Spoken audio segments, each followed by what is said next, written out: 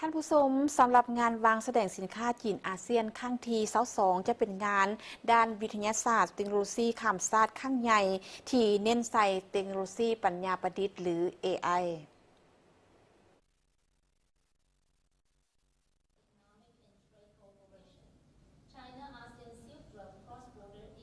ตอนแรงวันที่16กันยายน2025ได้มีการแถลงข่าวเกี่ยวกับงานวางแสดงสินค้าจีนอาเซียนครั้งที่22อยู่โรงแรมอู่เชิงนครหนานนิงแขวงกวางซีสาธารณรัฐประชาชนจีน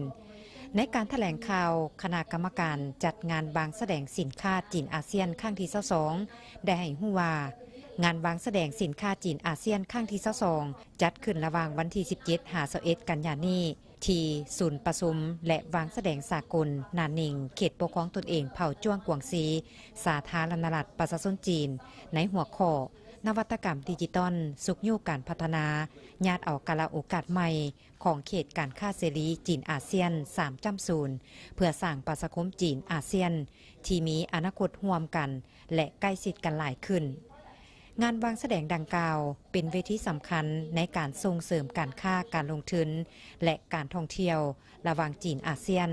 งานครั้งนี้แสดงให้เห็นถึงความพยายามของจีนในการหัดแน่นการพัวพันด้านเศรษฐกิจและการค้ากับอาเซียน